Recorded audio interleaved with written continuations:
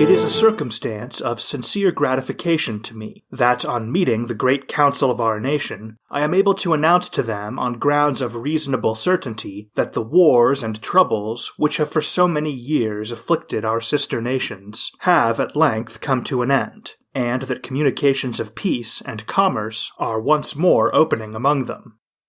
The assurances, indeed, of friendly disposition received from all powers with whom we have principal relations had inspired a confidence that our peace with them would not have been disturbed.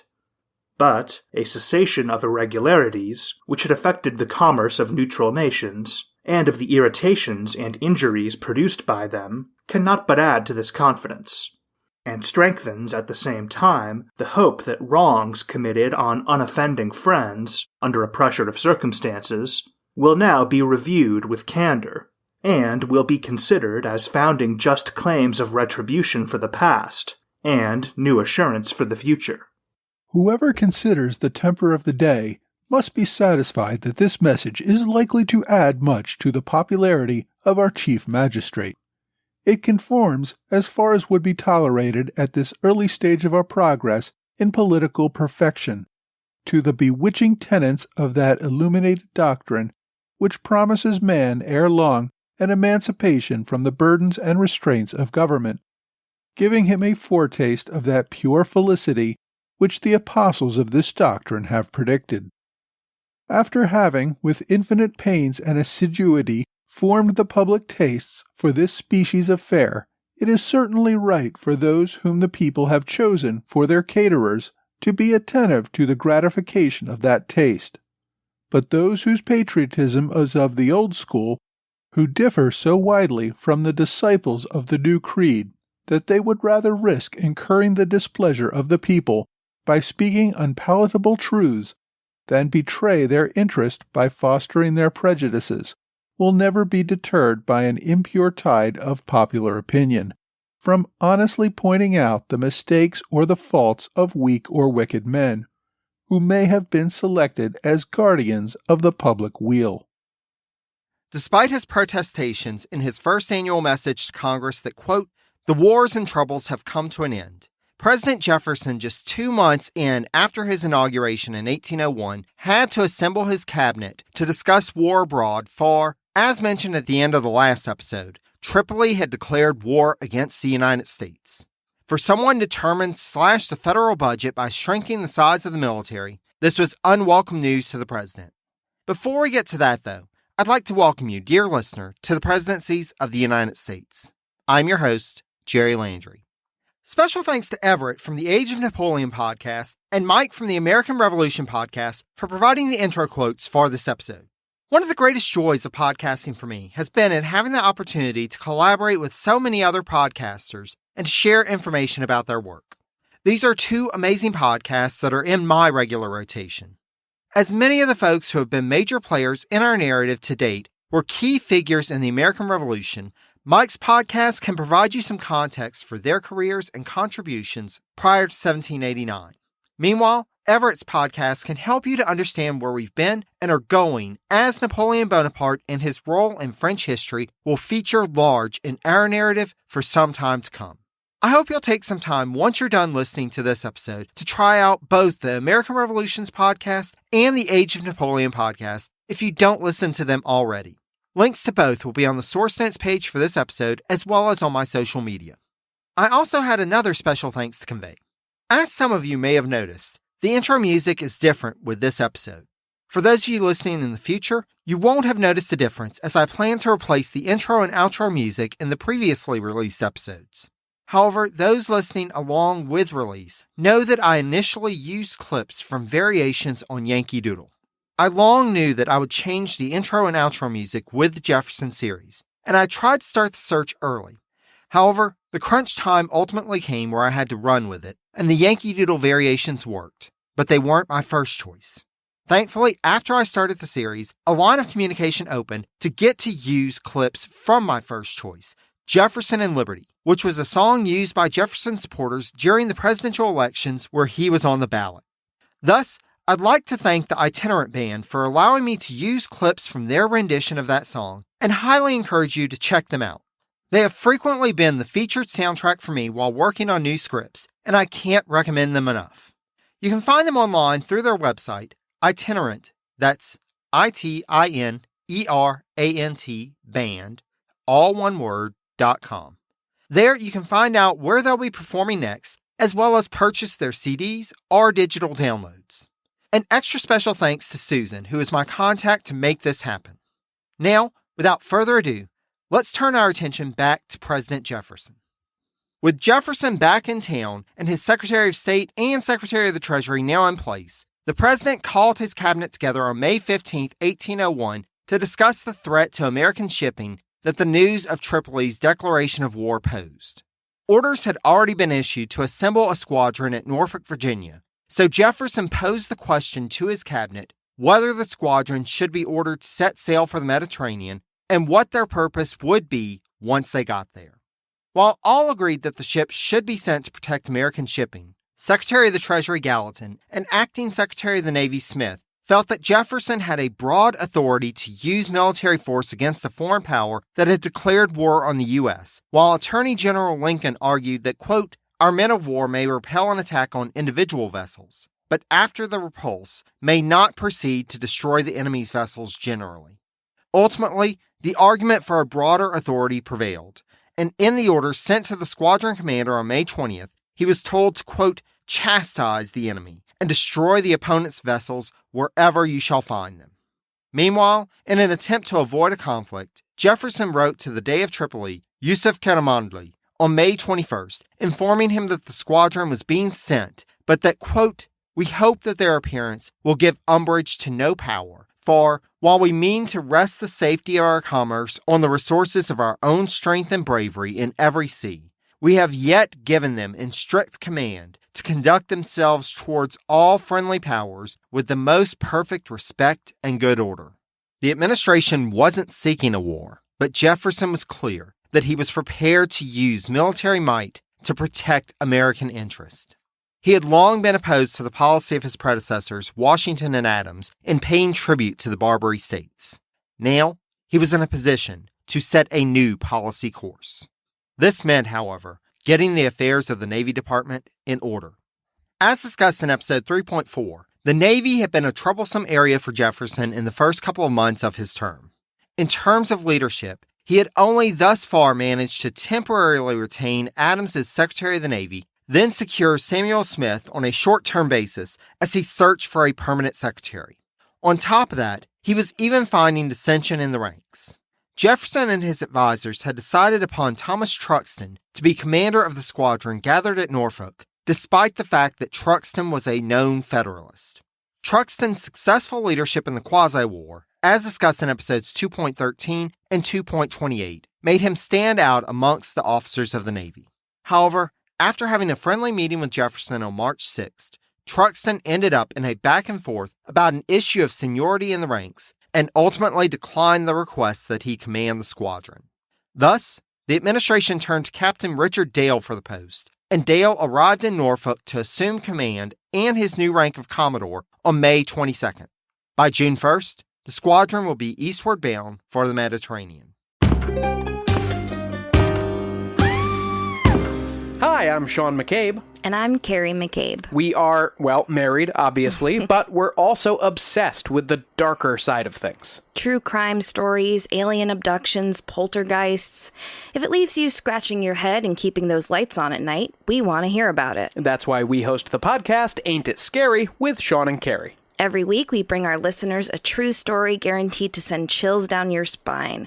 From history's most brutal serial killers to the mystery of spontaneous human combustion. Yep, lots of these stories leave unanswered questions behind, and you'll get to poke through the rubble of the evidence with a hardened skeptic and someone whose mind is more open to fun. Yeah, that's what I was gonna say. You can find Ain't It Scary with Sean and Carrie wherever you get your podcasts, and on social media at Ain't It Scary. Come play with us.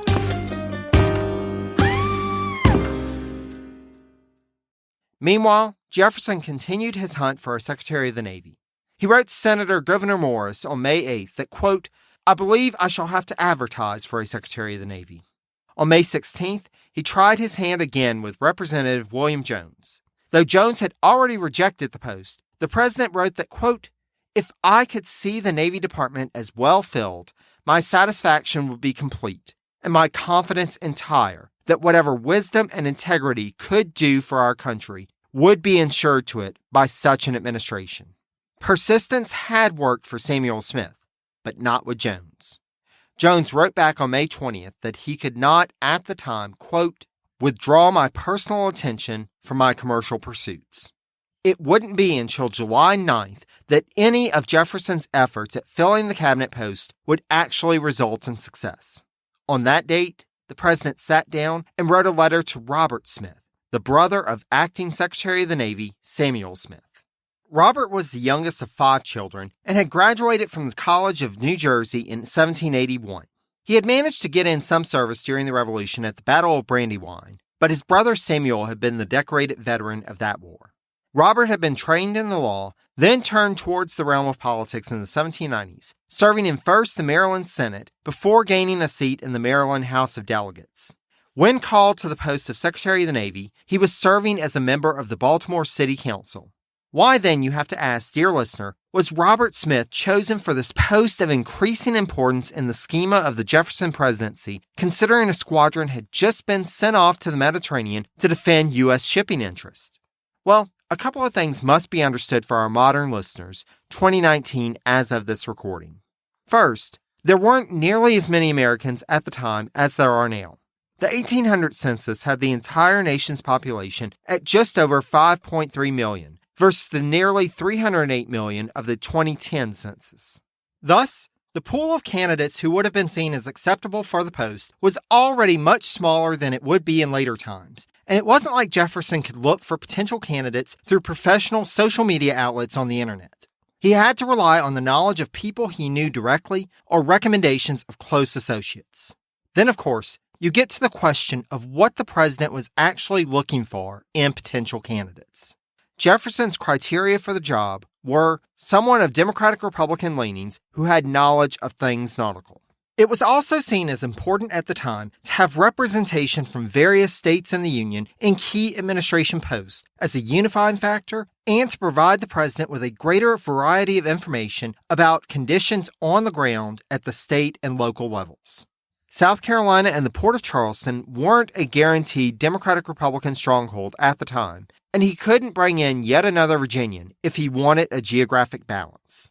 There were a limited number of Democratic-Republican options from the Federalist stronghold of New England, and he had already brought in New Englanders at the War Department and as Attorney General. He had tried to bring in someone from Pennsylvania, and that hadn't worked out so well.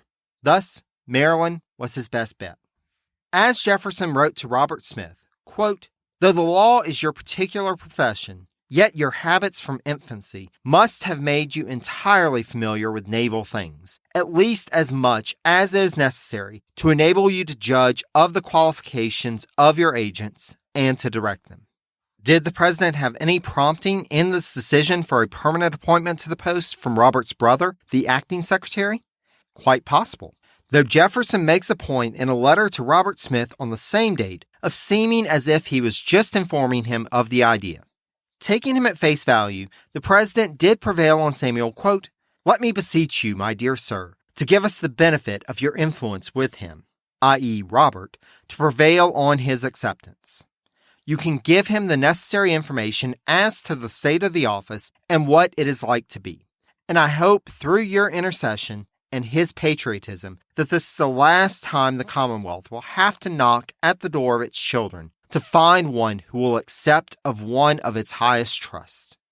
Now, dear listener, I'm willing to give folks the benefit of the doubt in most instances, but I've got to call shenanigans on this one.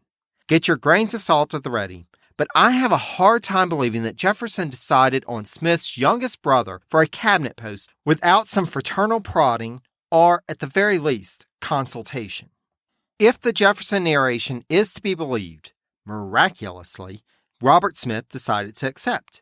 And on July 15th, he was appointed to the post in a recess appointment. Robert resigned from the Baltimore City Council on the 20th, and on July 27th, he assumed his role as Secretary of the Navy.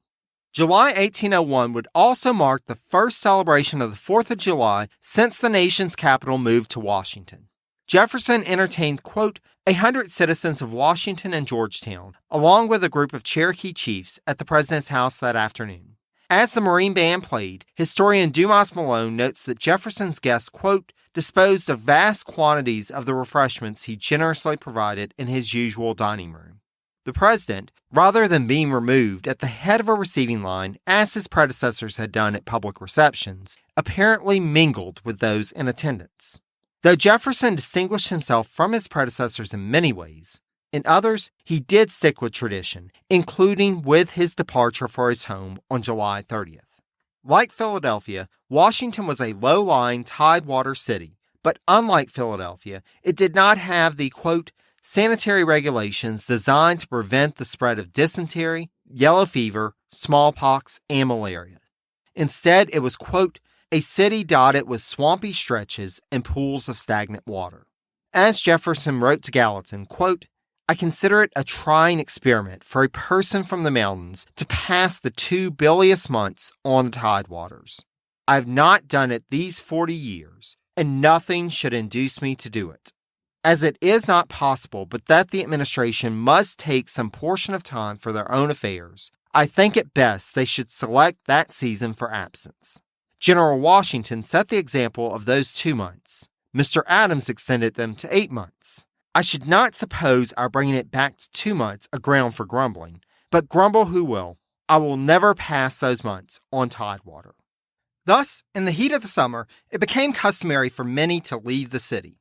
Like Jefferson, the Madisons returned to Virginia in late July with the Secretary of State having suffered from, quote, a slight bilious attack, and thus anticipating using his time at his home Montpelier to recover his health. Dearborn and Lincoln were also back home by August, according to letters in the Jefferson papers written in that time frame.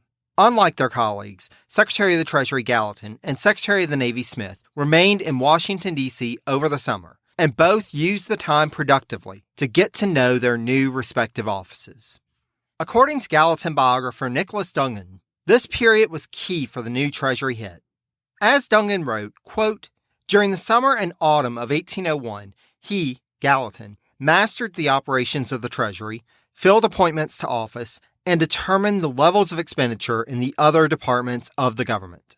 As we saw during Alexander Hamilton's tenure in the office, and, to a lesser extent, during Oliver Wolcott's tenure, the role of the Secretary of the Treasury could be, quote, more than that of a mere technician. He, the Secretary, had to be a statesman whose principal concern was the totality of government administration. As was Jefferson, Gallatin was quite concerned about the national debt, and the swift elimination of it was a focus for him from day one. He felt that the previous administrations had focused public expenditures on unproductive and sometimes disastrous purposes. Of particular disdain to him, as mentioned in episode 3.4, was spending money on building up the military infrastructure which he felt would inevitably lead to war.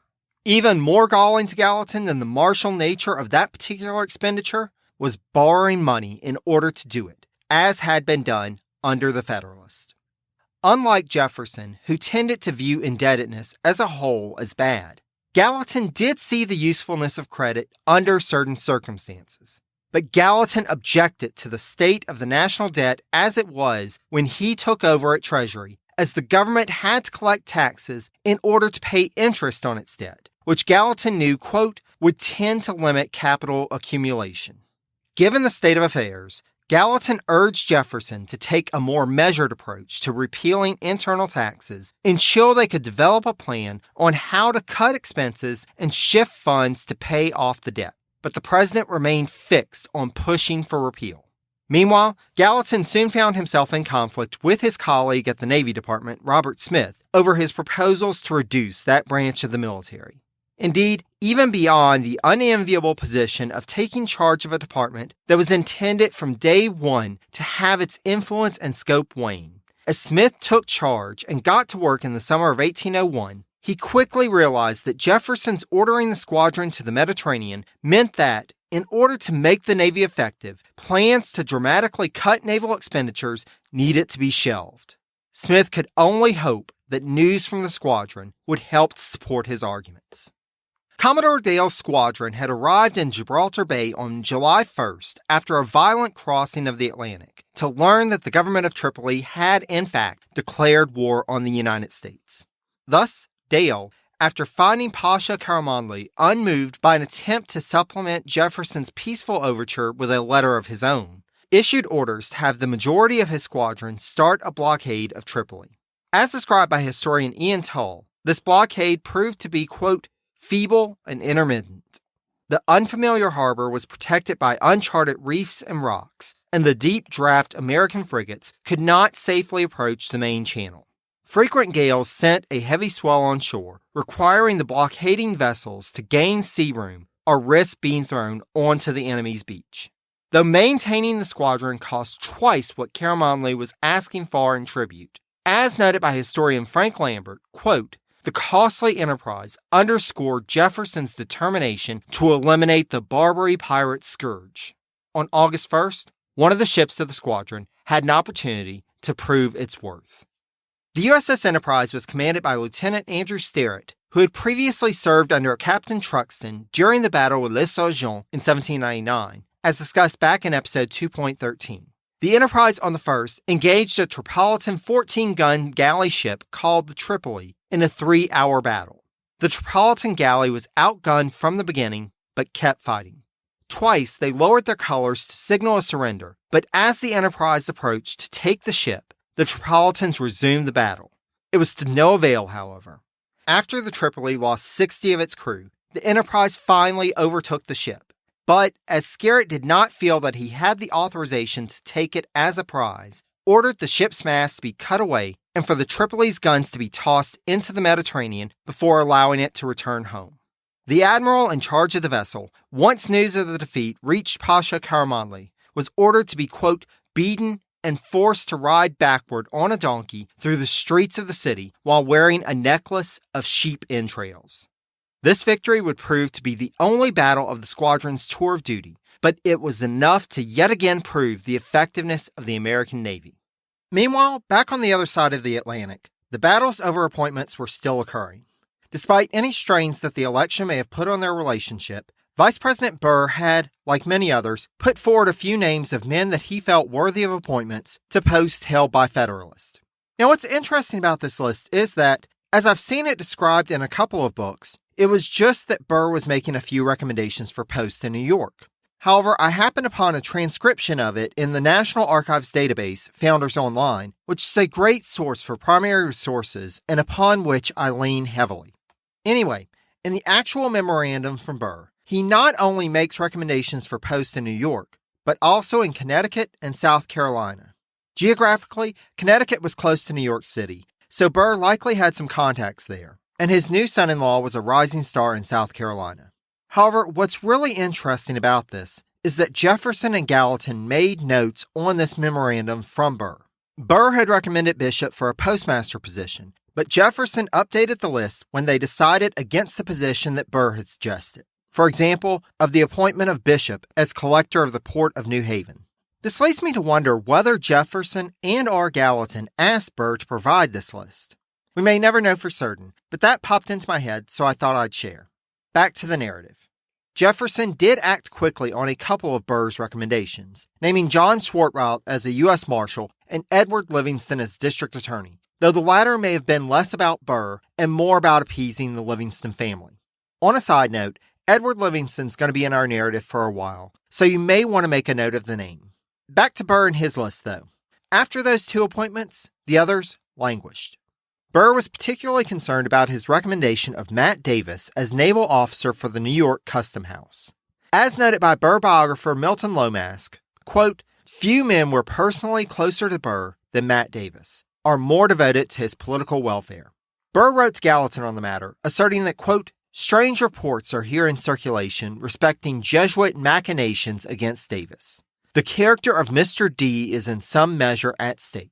He has already waived a very lucrative employment in expectation of this appointment. He then followed this up with a letter to then Acting Secretary of the Navy Samuel Smith, again asserting how Davis would be a great choice for this appointment. Davis would even travel south in September to first Washington, where he spoke with Gallatin and gave him another letter from Burr pleading his case, then continued on to Monticello to meet with Jefferson personally.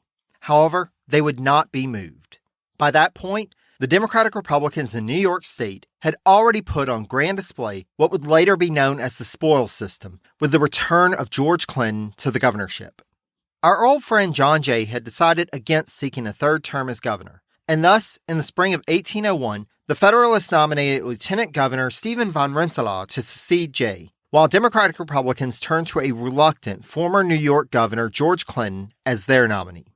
When Clinton assumed office on July 1, 1801, he found his position, both politically and administratively, much changed. Since he had last been in office, the power to make nominations had been taken away from the governor and invested in a council of appointment that was dominated by Governor Clinton's nephew, DeWitt Clinton. Again, this is one of those names you may want to remember. DeWitt overshadowed his uncle by utilizing the appointment power to turn out the Federalist office holders and cement a coalition with the Livingstons by naming, among other Livingston family members and supporters, Brock Hulse Livingston as a judge of the state Supreme Court and Edward Livingston, yes, the same Edward Livingston who was a U.S. Marshal, as mayor of New York City. Don't worry, Edward isn't going to give up the Marshal position. He'll just serve in a federal and state office at the same time because that's how they rolled back in the day. This blatant political power grab was abhorrent to many Democratic Republicans, including the now powerless Governor Clinton and the not quite as powerless Secretary of the Treasury. What happened in New York State in the second half of 1801 and the criticism of such illustrated the reason why Jefferson had laid out his guidelines for removals. As Gallatin wrote to Jefferson in a letter that Davis carried to Monticello, quote, I feel a great reluctance in yielding to that general spirit of persecution which, in that state particularly, disgraces our cause and sinks us on a level with our predecessors. The incumbent naval officer at the Port of New York, a Federalist, had done nothing wrong while in office, and he had not been one of the last-minute appointments made by Adams. Gallatin admitted that, quote, if Rogers, the current naval officer, shall be removed, I have no hesitation in saying that I do not know a man whom I would prefer to Mr. Davis for that office. Despite that, he could not bring himself to recommend the removal of Rogers. Thus, Rogers remained in place, and Davis and his would-be patron Burr would be disappointed.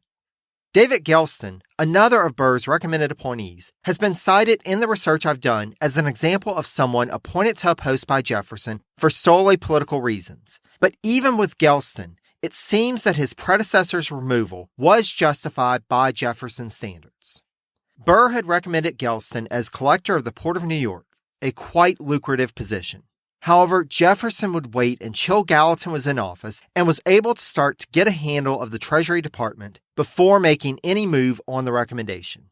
In late June, Gallatin reported to Jefferson a list of collectors who were behind in their account statements. The collector of the Port of New York, Joshua Sands, was on that list. Thus, in July, Jefferson appointed Gelston to the post. Now, this gets back to the point that I made in episode 3.4. Who defines what quote-unquote official misconduct is? Was Sands really guilty of malfeasance or just late in his paperwork?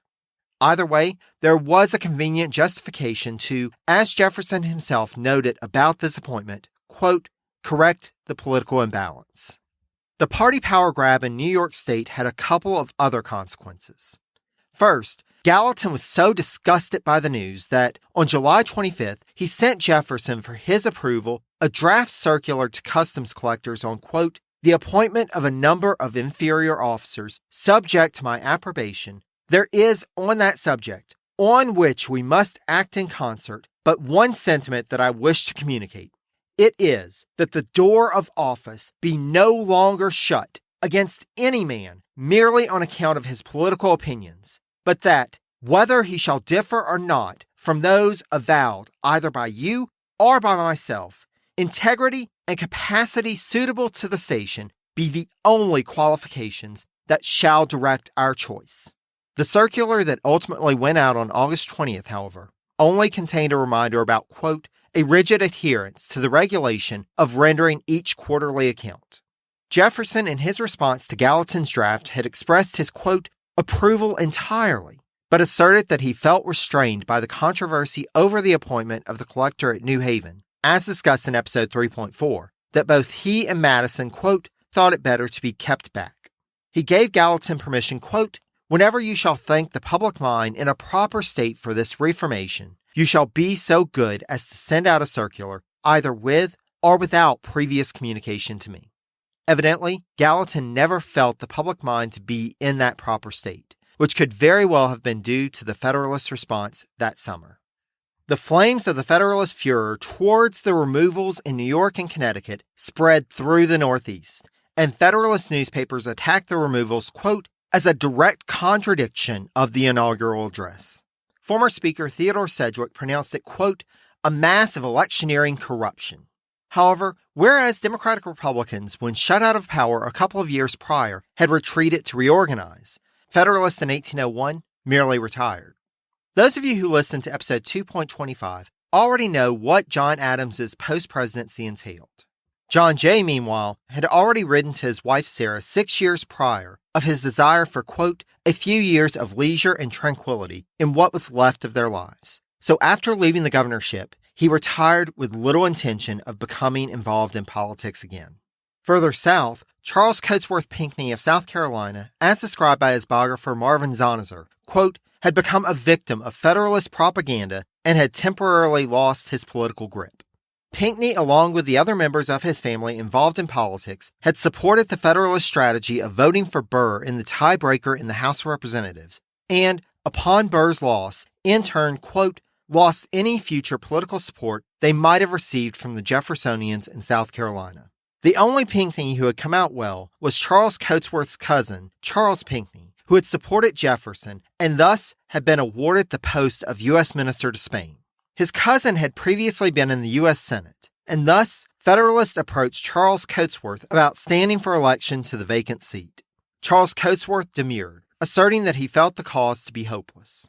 The eventual Federalist candidate, John Rutledge Jr., did indeed go down in defeat, and Charles Cotesworth Pinckney languished on his island plantation off the coast of South Carolina. There was one Federalist leader, however, who was not throwing in the towel. But before we get to him, let's get back to the Jefferson administration as they filter back into Washington at the end of the summer.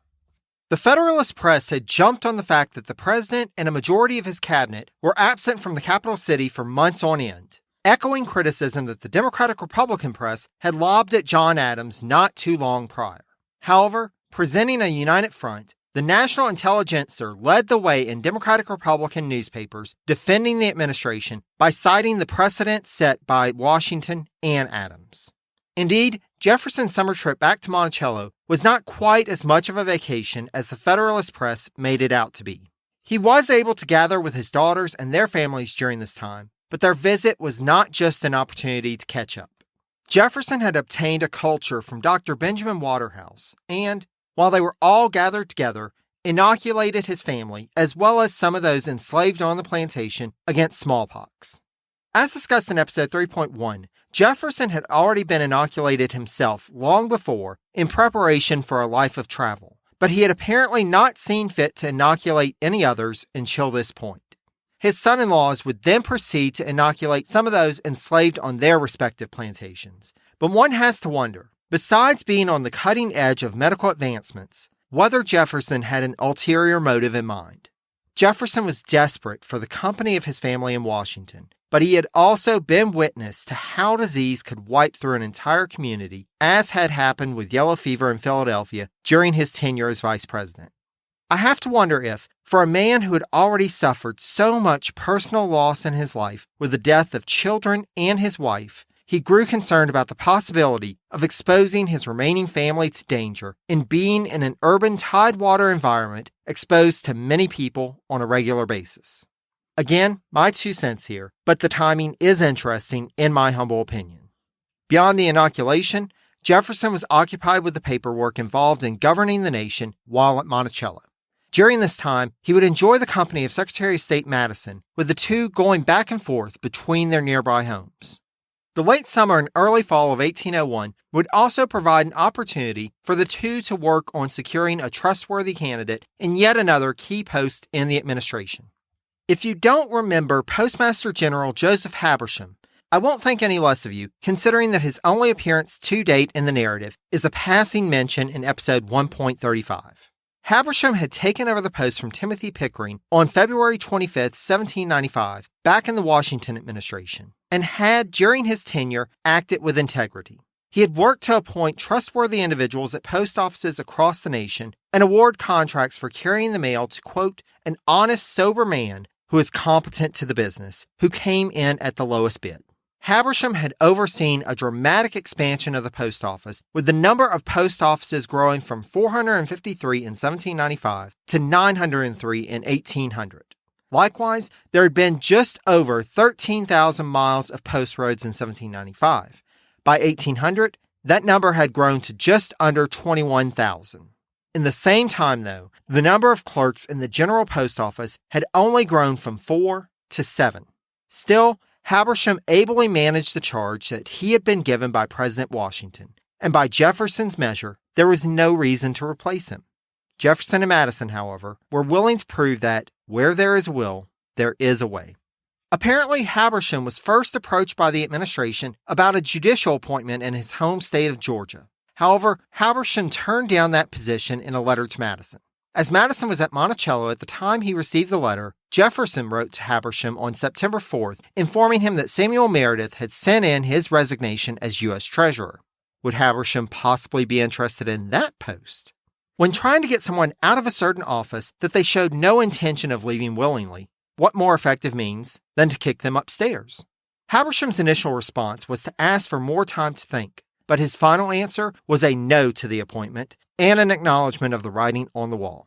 If Jefferson wanted the position so bad, Habersham wouldn't stand in his way. As he wrote to Jefferson on September 21st, quote, upon a retrospect of the several communications which have taken place between us directly and through Mr. Madison, I found that I could not, consistent with that respect which I owed to myself, accept of any appointment under the present administration. Admitting that office was equally important and respectable, what assurance could I have that I should not be crowded out by the same unauthorized means which compelled me to resign the office of Postmaster General? Sincerity I have always considered to be one of the essential virtues, and I should have had no occasion to make this explanation if my observations to Mr. Madison and the circumstance of the letter had not occurred. Habersham's willingness to step aside made things easier for Jefferson, but the question remained, who should fill the post? Well, Jefferson had a few more positions to fill that he deemed more crucial. Thus, on October 7th, he wrote to Gideon Granger of Connecticut, informing him that, quote, the office either of Auditor or Treasurer of the U.S. will either the one or the other be vacant after this month. I do not as yet know which. Their salaries are equal, $3,000 each, their rank equal. I shall be happy to have the vacancy supplied by yourself and shall consider it as fortunate for the public. I therefore take the liberty of proposing to you to accept whichever of the two shall be vacant and to give me an answer with as little delay as you can, the applications from other quarters being urgent. Yeah, Jefferson was not the greatest at writing motivating recruitment letters. I've got a couple of offices about to become vacant. I'm sure you'll do great at either or. Don't care which one you accept. It doesn't really matter. Before Granger could respond, though, Jefferson had to write him back on the 14th. I'll paraphrase his letter as such. So you remember those two offices I was promising you? Yeah, about that. That's right. After telling Granger to get a move on to fill one of the two offices, he instead had to write them that neither was currently vacant. Since his plan to move Habersham into the treasurer position had gone awry, he had offered the position to Richard Harrison, the auditor at the Treasury Department, and it seems had expected that he would accept. However, Harrison turned it down, likely because of the security that the treasurer had to put up.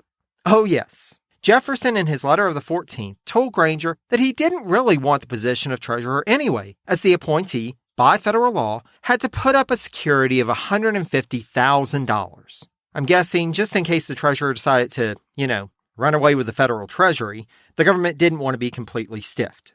Jefferson quipped that, quote, judging of the feelings of others by my own, this putting up the security would not have been pleasant.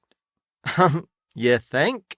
Not everyone can borrow outrageous amounts of money at the drop of a hat, Mr. President. That's okay, though. Jefferson had a plan C.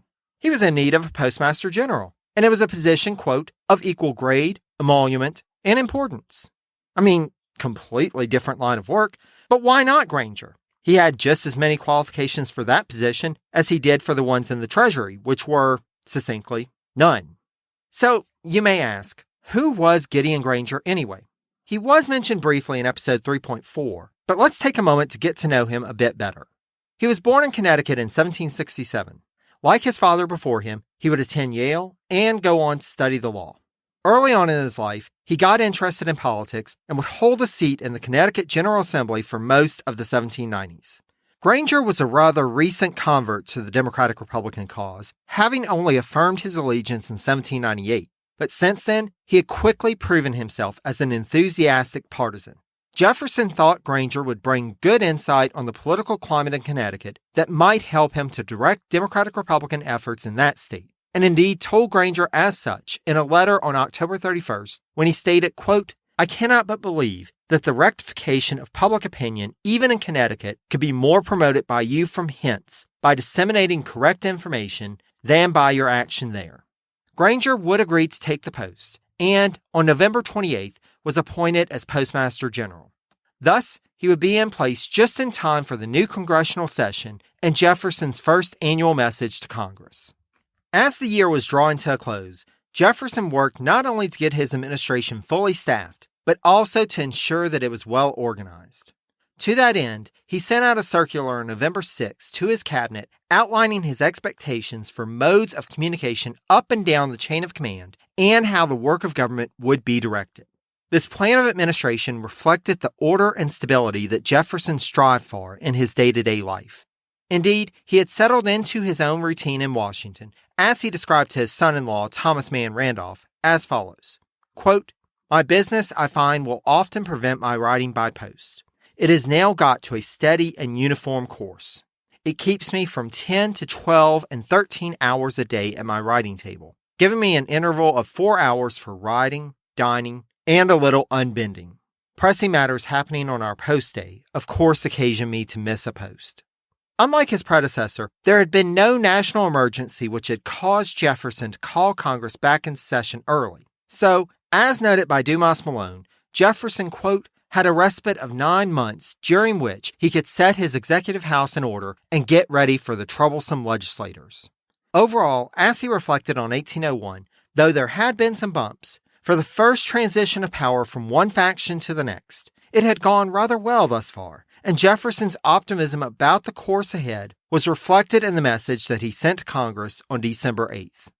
The senators and representatives who filtered back to Washington, D.C. found that they were forced into whatever lodgings or boarding houses they could find for themselves near the still unfinished Capitol. Progress had been made in that the Senate was finally able to take up sole occupancy of the North Wing, while the House moved to what was dubbed the Oven, a structure on the foundations of the planned South Wing. The members of Congress were not coming back promptly for the new session, though, and there was barely a quorum present as of the first week in December. Indeed, Vice President Burr wouldn't arrive for several more weeks. However, there were enough members to open the session. One of the first items of business was to elect a new Speaker of the House, and Nathaniel Macon of North Carolina was chosen for the post. Macon, who had fought in the Revolutionary War and had served in Congress since 1791, was seen as being a veteran in the House and a strong proponent of Jefferson. Meanwhile, John Beckley, a Democratic-Republican Party insider who has popped up on various episodes of the past 2 series, was returned to his post as clerk of the House of Representatives after being previously ousted when Federalists had charge of that body. With some of the pro forma business out of the way, Congress was ready to receive the president's message. This message would be different from those that had been delivered previously. Rather than Jefferson traveling from the president's house to the Capitol to address both houses of Congress, his secretary Meriwether Lewis walked into the Capitol to deliver the message. This break in tradition, which went back to Washington's presidency, was not a decision that Jefferson made on his own.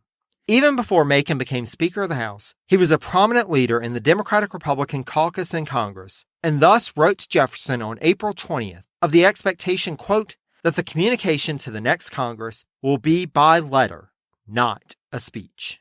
Jefferson confirmed his intention of abiding by that anticipated charge in a letter of May 14th, and, moreover, said of his annual message to Congress that, quote, no answer to it will be expected.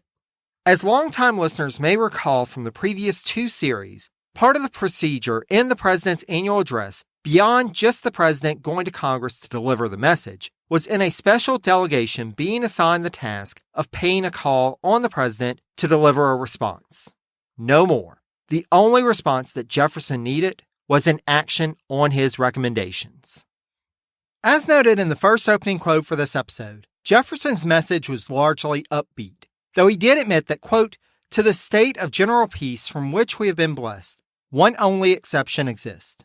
Tripoli, the least considerable of the Barbary states, had come forward with demands unfounded either in right or in compact, and had permitted itself to denounce war on our failure to comply before a given day. The style of the demand admitted but one answer. After noting the victory of the USS Enterprise, Jefferson wrote that, quote, the bravery exhibited by our citizens on that element will, I trust, be a testimony to the world that it is not the want of that virtue which makes us seek their peace, but a conscientious desire to direct the energies of our nation to the multiplication of the human race, and not to its destruction. He went on to discuss his efforts to reduce the size of government and the military, and to urge the new Congress to consider matters relating to the judiciary to ensure the impartiality of juries, as well as an easing of what he saw as the unjust naturalization requirements passed during the Adams administration. The law as it was in the books following the passage of the Alien and Sedition Acts required an individual to live in the U.S. for 14 years before being able to apply for citizenship. As Jefferson wrote, quote, shall we refuse to the unhappy fugitives from distress that hospitality which the savages of the wilderness extended to our fathers arriving in this land? Shall oppressed humanity find no asylum on this globe? Concluding his message, Jefferson noted that, quote, these, fellow citizens, are the matters respecting the state of the nation which I have thought of importance to be submitted to your consideration at this time. Some others of less moment are not yet ready for communication, will be the subject of separate messages. I am happy in this opportunity of committing the arduous affairs of our government to the collected wisdom of the Union. Nothing shall be wanting on my part to inform as far as in my power the legislative judgment, nor to carry that judgment into faithful execution. Nothing in his annual message was really surprising in terms of Jefferson's previously expressed views, but it did signal that he intended to press forward with reforms and to steer the nation away from some of the policies that had been charted by his predecessors. While we have no way to test public opinion of the time to his annual message, it is worth noting that there was an eagerness in reading the president's address, as the National Intelligencer sold out of the first run of its printed version of the address and had to issue new editions daily for the next 3 days. As can be expected, in the contemporary response of political figures, Democratic Republicans wrote glowing reviews, while Federalists denounced it.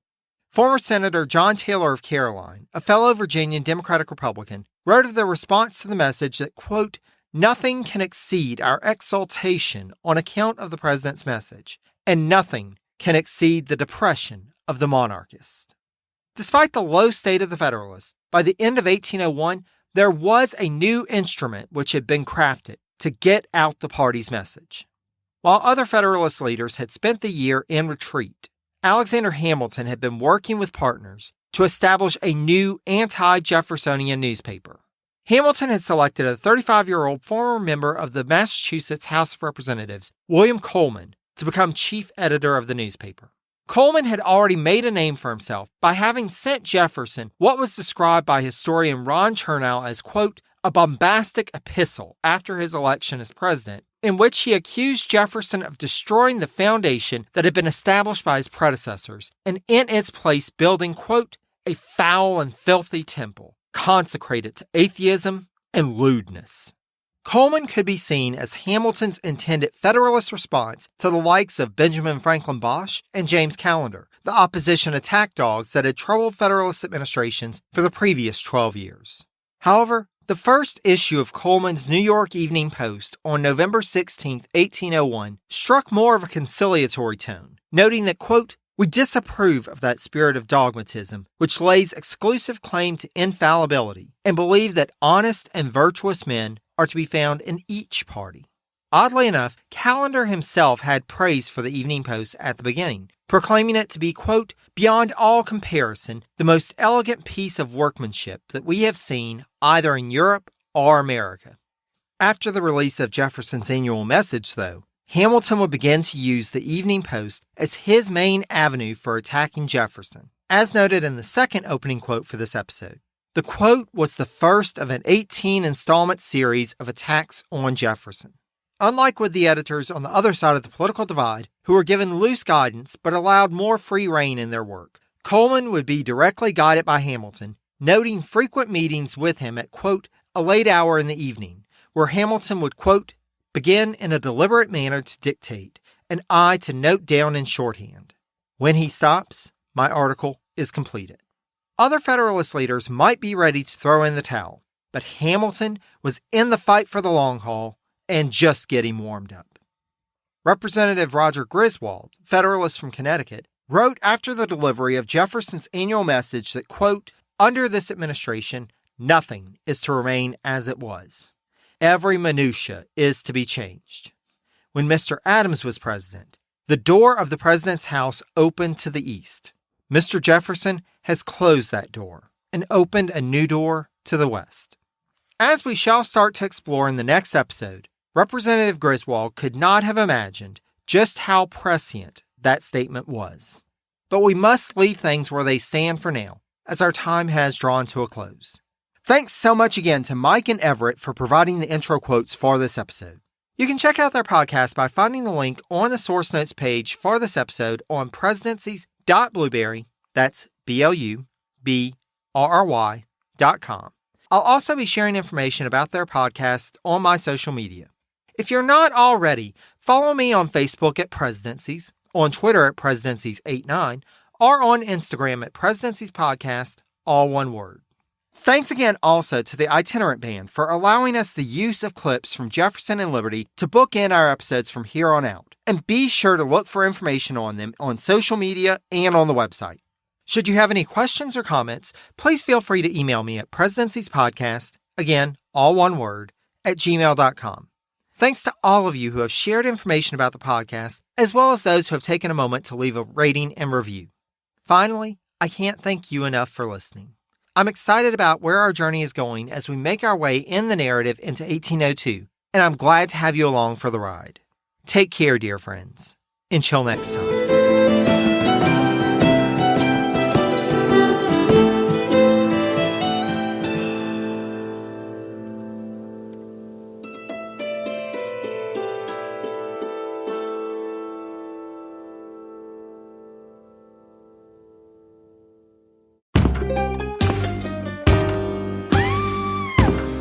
Hi, I'm Sean McCabe. And I'm Carrie McCabe. We are, well, married, obviously, but we're also obsessed with the darker side of things. True crime stories, alien abductions, poltergeists. If it leaves you scratching your head and keeping those lights on at night, we want to hear about it. That's why we host the podcast, Ain't It Scary, with Sean and Carrie. Every week, we bring our listeners a true story guaranteed to send chills down your spine.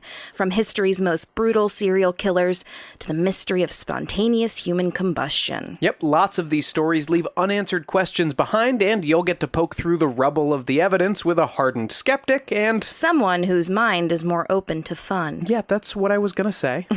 You can find Ain't It Scary with Sean and Carrie wherever you get your podcasts, and on social media at Ain't It Scary. Come play with us.